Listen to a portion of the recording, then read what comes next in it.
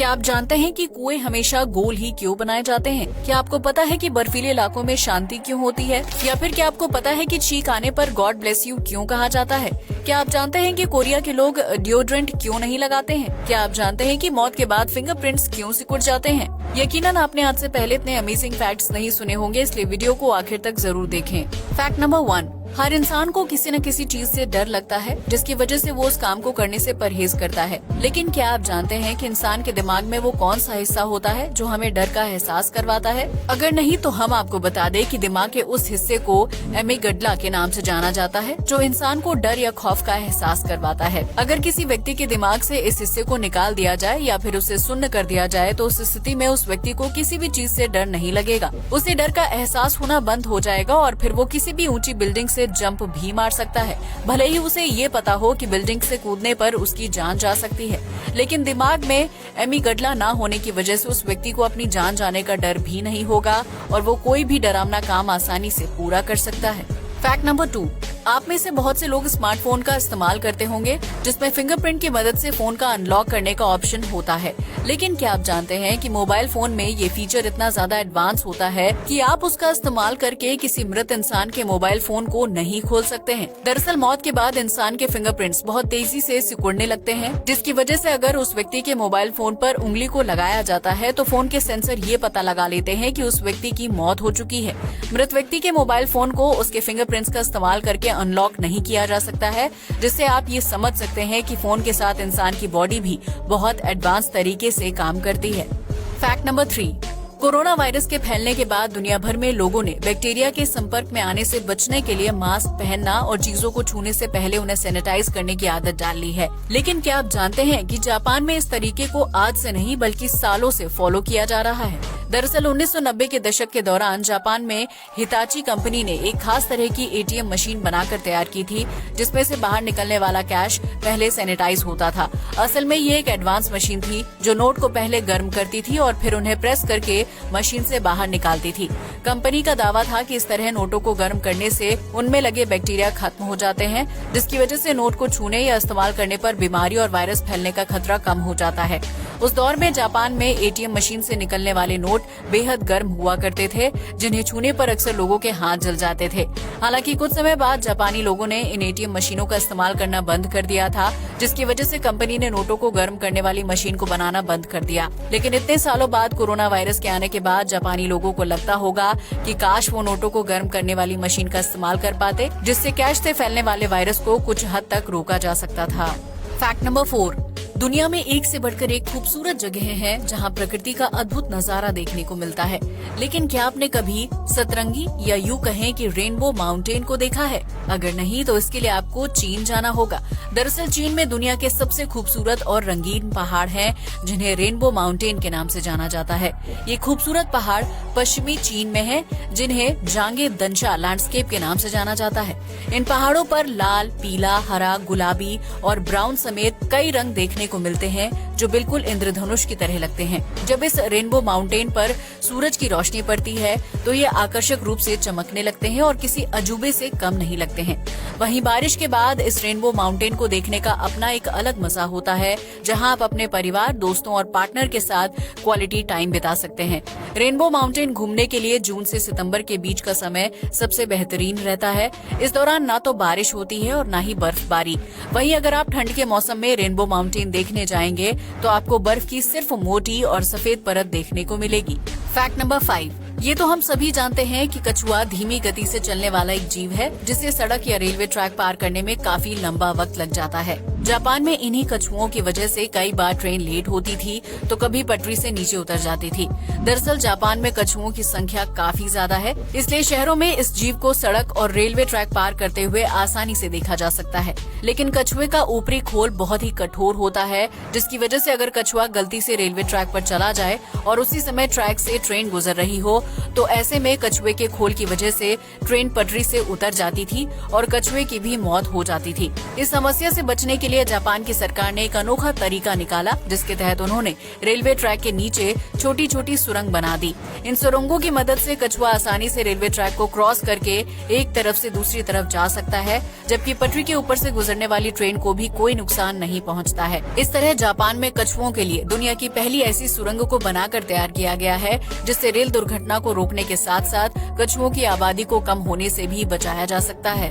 Fact number 6, गर्मी के season में पसीने की वजह से अक्सर शरीर और बगल से बदबू आने लगती है, जिससे बचने के लिए कई लोग डिओड्रेंट का यूज करते हैं। लेकिन क्या आप जानते हैं कि इस दुनिया में एक ऐसा देश भी है जहां के लोग कभी भी डिओड्रेंट का यूज करते ही नहीं हैं। इस देश का नाम कोरिया है, जहां रहने वाले लोगों के शरीर में ABCC11 नाम का जीन नहीं पाया जाता है। दरअसल इस जीन की वजह से ही किसी भी इंसान के शरीर से बदबू आती है, जिससे बचने के लिए लोग डिओड्रेंट का यूज करते हैं, जिसमें से गीला तत्व अंडर आर्म्स में बदबू पैदा करने का काम करता है। वहीं जिन लोगों के शरीर से सूखा जीन बाहर निकलता है, उनके शरीर से बदबू आने की समस्या नहीं होती है। कोरिया के लोगों के शरीर में ABCC11 जीन का सूखा स्वरूप पाया जाता है, जिसकी वजह से उन्हें शरीर या अंडर आर्म से आने वाली बदबू का सामना नहीं करना पड़ता है। कोरिया के लोग डिओड्रेंट का यूज करना पसंद नहीं करते हैं, क्योंकि उन्हें इस तरह के प्रोडक्ट की जरूरत नहीं होती है और इससे पैसे की बर्बादी भी होती है।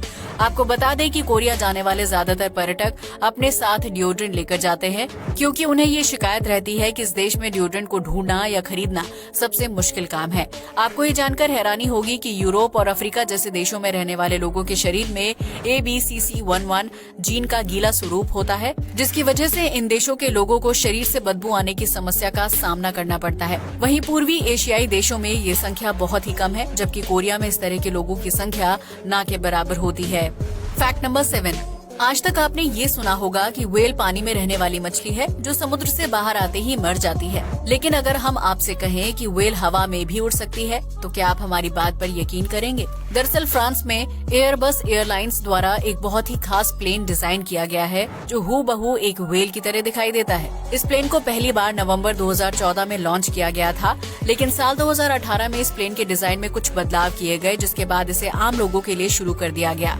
ये प्लेन दिखने में बिल्कुल व्हाइट व्हेल की तरह लगता है, जिसके फ्रंट में 2 आंखें, मुंह और एक खूबसूरत सी स्माइल नजर आती है। इस प्लेन को बेलुगा व्हेल के नाम से जाना जाता है, जिसके हवा में उड़ान भरते ही ऐसा लगता है कि व्हेल पानी से निकलकर आसमान में उड़ रही है। बेलुगा व्हेल को दुनिया का सबसे खूबसूरत और क्यूट हवाई जहाज भी माना जाता है, जिसकी तस्वीरें सोशल मीडिया पर काफी ज्यादा वायरल हो रही हैं। फैक्ट नंबर 8, ठंड के मौसम में पहाड़ी इलाकों में खूब बर्फबारी होती है, जिसका आनंद उठाने के लिए शहरों से लोग बड़ी संख्या में घूमने के लिए जाते हैं। लेकिन क्या आपने कभी महसूस किया है कि बर्फबारी वाली जगह पर एक अजीब सी शांति होती है, जिसे आप किसी भी गर्म यानी सामान्य जगह पर चाहकर भी महसूस नहीं कर सकते हैं? दरअसल इसके पीछे साइंटिफिक रीजन छुपा हुआ है, जिसकी वजह से बर्फबारी वाली जगह पर हमेशा आपको शांति का एहसास होता है। असल में किसी भी गर्म या सामान्य जगह पर ध्वनि तरंगों की ट्रैवल करने की स्पीड काफी तेज होती है, जिसकी वजह से वहाँ हर वक्त शोर या आवाज सुनाई देती है। वहीं ठीक इसके विपरीत ठंडी या बर्फीली जगह पर ध्वनि तरंगों के ट्रैवल करने की स्पीड बहुत ही कम हो जाती है, जिसकी वजह से वहाँ शांति या धीमी आवाज सुनाई देती है। इतना ही नहीं, जमीन पर पड़ी बर्फ ध्वनि तरंगों को अवशोषित करने का काम करती है, जिसकी वजह से अगर कोई व्यक्ति धीमे स्वर में बात करे तो उसकी आवाज दूसरे व्यक्ति को सुनाई नहीं देती है। इतना ही नहीं, ये बर्फ आसपास की अतिरिक्त आवाजों को भी अवशोषित कर लेती है, जिसकी वजह से बर्फीली जगहों पर बहुत ही शांति का अनुभव किया जा सकता है। फैक्ट नंबर 9, आपने अक्सर देखा होगा कि जब किसी व्यक्ति को छींक आती है तो उसके साथ बैठा व्यक्ति प्यार से गॉड ब्लेस यू कहता है। लेकिन क्या आपने कभी सोचा है कि छींक आने पर इस शब्द का इस्तेमाल क्यों किया जाता है और इस प्रथा की शुरुआत कहां से हुई थी? अगर नहीं तो हम आपको बता दें कि लोगों का ऐसा मानना है कि छींक आते समय दिल की धड़कन कुछ सेकंड्स के लिए रुक जाती है, जिसकी वजह से व्यक्ति की जान जाने का खतरा रहता है और इसी खतरे को टालने के लिए गॉड ब्लेस यू शब्द का यूज किया जाता है। लेकिन अगर साइंस की नजर से देखा जाए तो छींक आना एक सामान्य प्रक्रिया है जो हमारे दिमाग और नाक से जुड़ी हुई होती है, और छींक आते वक्त दिल की धड़कन रुक जाना महज एक मिथ है। सवाल खड़ा होता है कि आखिर ये मिथ इतने बड़े पैमाने पर पूरे विश्व में कैसे फैला? तो इसका जवाब है बुबोनिक प्लेग। कहा जाता है कि प्राचीन रोम में बुबोनिक प्लेग नाम की एक बीमारी फैली थी, जिससे पीड़ित व्यक्ति को खांसी और तेज छींक आती थी। चर्च के पादरी पोप ग्रेगरी ने लोगों को सुझाव दिया कि वो छींक आने पर गॉड ब्लेस यू शब्द का इस्तेमाल करें, ताकि बीमारी से पीड़ित व्यक्ति को भगवान का आशीर्वाद मिले और उसकी मौत को टाला जा सके। पोप ग्रेगरी के कहने पर रोम के लोगों ने किसी व्यक्ति के छींकने पर गॉड ब्लेस यू कहना शुरू कर दिया था, जिसके बाद ये शब्द प्रचलन में आ गया और देखते ही देखते महामारी भी खत्म हो गई। हालांकि तब तक रोम के लोगों को छींक आने पर गॉड ब्लेस यू कहने की आदत हो चुकी थी, लिहाजा उन्होंने इस चलन को आगे भी बरकरार रखा और फिर ये शब्द रोम से होते हुए अन्य देशों में तेजी से फैलता चला गया। वर्तमान में किसी भी व्यक्ति द्वारा छींके जाने पर गॉड ब्लेस यू कहना बहुत ही कॉमन बात हो गई है, जिसका इतिहास जाने बिना हम एक पीढ़ी से दूसरी पीढ़ी तक इस शब्द को ट्रांसफर कर रहे हैं।